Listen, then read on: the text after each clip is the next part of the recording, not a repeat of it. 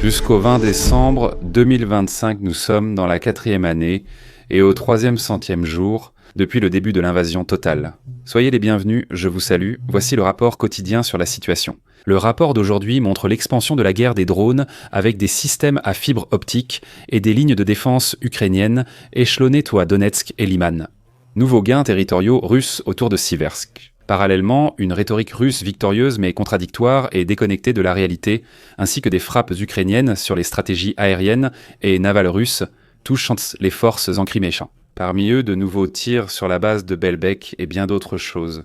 Mais d'abord, jetons un coup d'œil à la campagne de dons en cours. Nous recueillons à nouveau des fonds pour un véhicule de transport de blessés, comme précédemment. En moyenne, chaque véhicule sauve environ 100 vies. Cette formidable communauté a déjà rassemblé plus d'une douzaine de ces véhicules lors des campagnes précédentes. Actuellement, nous avons atteint exactement la moitié de la collecte de fonds et aussi la moitié de l'objectif fixé. Sur PayPal, environ 10 000 € ont été collectés via le compte bancaire Ukraine-Ilfe. Continuez comme ça. Je pense que si vous continuez à participer, vous offrirez non seulement un beau cadeau de Noël à plusieurs centaines de personnes, mais vous leur sauverez aussi la vie. En effet, la plupart des gens ne meurent pas directement à cause d'une attaque russe, mais à cause d'une hémorragie sur place. Toute aide arrivait trop tard. Nous changeons cela. Tout va directement à l'aide à l'Ukraine. Berlin. L'organisation à but non lucratif et votre don peuvent donc également être déclarés aux impôts. Toutes les informations et coordonnées chez le bancaire sont en haut de la description de la vidéo. Au-dessus de la ville ukrainienne de Liman, on voit énormément de filets volés partout. Il ne s'agit pas d'un type de filet anti-drone destiné à protéger la population, mais des innombrables câbles à fibre optique des drones russes et ukrainiens qui restent simplement sur place après leur passage. Les drones contrôlés par fibre optique sont très avantageux pour les deux camps, car ils permettent en tout cas de contourner les contre-mesures électroniques ennemies. La raison en est que, pour intercepter les drones, on essaie de brouiller, d'interrompre ou d'isoler le signal radio.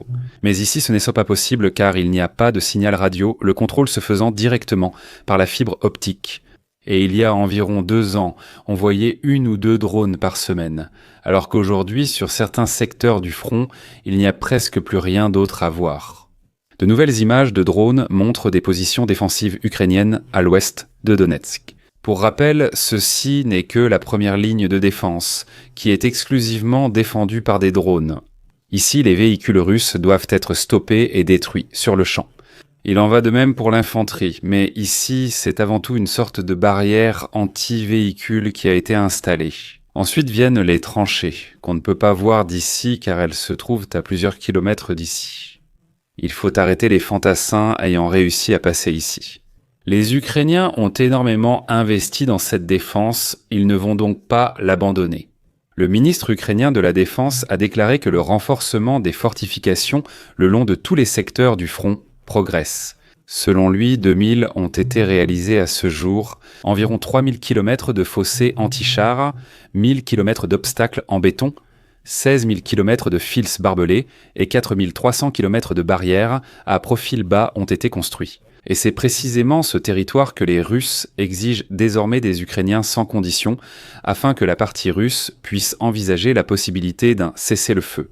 Et un cessez-le-feu, chers téléspectateurs, ne signifie pas un traité de paix.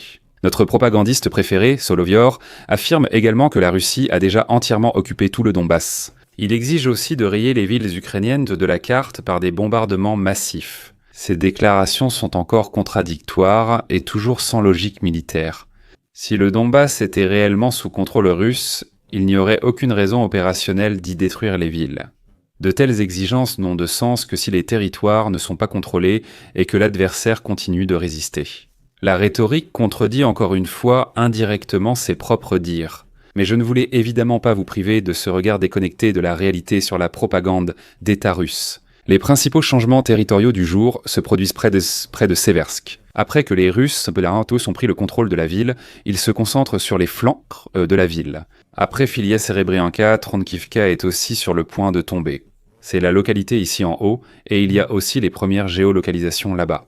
Nous voyons ici ce pont qui passe par ici. C'est la même que celle attaquée par les unités russes sur l'image affichée, ce qui signifie qu'ils ont au moins réussi à atteindre le pont. Si vous êtes nouveau sur la chaîne, n'oubliez pas de vous abonner gratuitement. J'investis 4 heures par jour pour préparer un rapport de situation court et concis, sans publicité pour aucun produit dans le rapport et sans tourner autour du pot pendant 2 heures. C'est mauvais pour l'algorithme car il pénalise une vidéo courte comme celle-ci. Mais en contrepartie, je peux vous fournir un résumé compact des événements les plus importants sans vous faire perdre votre temps et de manière très actuelle. Et pour contrer un peu cela, vous pouvez me soutenir en vous abonnant gratuitement.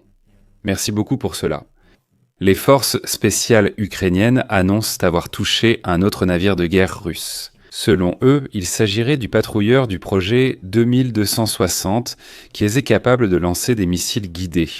Il se serait trouvé à proximité du parc offshore récemment touché. On ne sait pas à quel point le navire a été endommagé, seulement qu'il a été touché. Ils rapportent aussi une nouvelle attaque de drones sur la base aérienne de Belbegek en Crimée. D'après le SPU, 2 chasseurs Su-27 ont été touchés. Un appareil a été totalement détruit sur le tarmac alors qu'il s'apprêtait à décoller armé. Aucun détail supplémentaire n'a été donné concernant l'état du deuxième appareil. Belbegek est l'une des principales bases aériennes russes en Crimée et joue un rôle clé dans l'interception et la surveillance aérienne. Et bien sûr aussi. Un tel coup porté à un avion prêt au combat et prêt à décoller a donc un impact immédiat sur la capacité opérationnelle des forces aériennes russes et souligne la vulnérabilité persistante, même sur une base sécurisée. C'est aussi la deuxième attaque en une semaine. Nous pouvons regarder cela. En effet, si nous quittons la carte et nous dirigeons vers la Crimée, c'est ici que se trouve cet aérodrome. C'est l'aérodrome de Belbegek. Il a été touché pour la deuxième fois en une semaine, également par des avions qui se trouvaient sur la base. Nous revenons ici pour nous orienter. Sébastopol. Une grande partie de la flotte de la mer Noire a quitté Sébastopol pour rejoindre Novorossiysk et Tuapse. Novorossiysk est redevenu connu récemment après l'attaque du sous-marin. Il tente toujours de se replier plus profondément en Russie, hors de portée de l'Ukraine, mais même ces zones deviennent dangereuses à cause des Ukrainiens. C'est pareil ici pour les aérodromes. Nous voyons toutes ces épingles bleues. Une petite anecdote à ce sujet. Cela fait au moins 1 an que nous sommes sur la carte de situation. Avec cela, des bases militaires russes ont été... Des stations d'écoute et des stations radars ont également été indiquées sur la carte de situation, que les Ukrainiens ont attaquées lors d'une grande offensive avec des missiles Storm Shadow. Et fait intéressant, cet aérodrome en faisait également partie. Le général de brigade ukrainien Andriy Bileshki a approuvé le remplacement des officiers inefficaces de la 125e brigade et de les transférer dans l'infanterie. Selon lui, les dirigeants doivent assumer les conséquences de leurs mauvaises décisions pour intégrer la notion de responsabilité. Honnêtement, vous savez vous-même comment c'est. Je pense que tout le monde s'est déjà énervé au travail à propos des managers et de leurs décisions apparemment arbitraires qui ont un grand impact sur le climat de l'entreprise ou sur des individus en particulier. Surtout ceux qui n'ont peut-être jamais fait le vrai travail eux-mêmes et qui sont arrivés à ce poste en passant par différentes écoles et formations.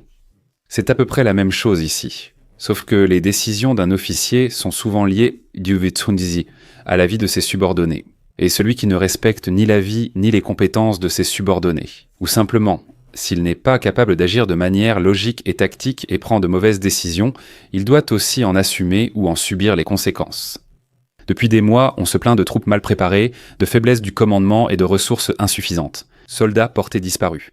Dans ce contexte, soldats portés disparus peut aussi signifier des soldats déserteurs. Le nouveau commandant de brigade a alors lancé des réformes internes, a évalué les officiers sur le terrain et a muté ceux qui ne répondaient pas aux exigences.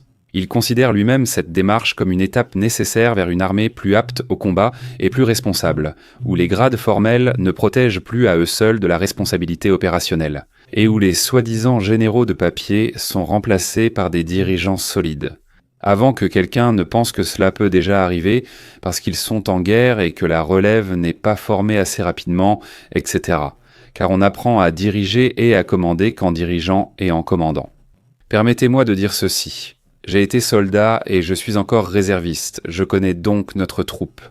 Et si d'ici, c'est-à-dire de chez moi, j'apprends où un sac de riz tombe en Ukraine, alors vous pouvez imaginer que, dans mon environnement de travail habituel, je sais aussi beaucoup de choses sur mes camarades. Et le grand problème, c'est que nous avons aussi de tels officiers, j'en connais, qui, lors de la sélection, à la question « Pourquoi voulez-vous devenir officier ?», ont répondu qu'ils le voulaient seulement parce que leur père le leur avait recommandé. Parce que cela rapporte plus de soldes que les autres carrières. Aujourd'hui, Madame l'Oberleutnant est responsable de ses subordonnés. Je connais beaucoup de personnes qui n'ont ni sens tactique, ni vision à long terme, et qui ne peuvent pas non plus voir comment leurs décisions affecteront leurs subordonnés. Et ce sont des officiers qui me préoccupent vraiment, et cela me donne des frissons dans le dos à l'idée de devoir servir sous leur commandement. Et d'un autre côté, je connais aussi des soldats et des sous-officiers absolument compétents et sous-estimés, qui ne peuvent pas quitter leur poste parce que l'armée ne le souhaite pas. Alors, qu'est-ce que je veux dire par là ? Peu importe qu'il s'agisse d'une armée en guerre qui continue de se former pendant le conflit ou d'une armée de volontaires en temps de paix. Il y a toujours de telles personnes. La question est simplement de savoir comment on les gère. Pour conclure, un remerciement spécial aux membres d'Algo Crew, aux abonnés et surtout au lieutenant-colonel Renneck, Robert Zill et Dietrich. Et sur ce, je vous remercie de m'avoir écouté. N'hésitez pas à vous abonner, à liker, à commenter et à la prochaine analyse de la situation.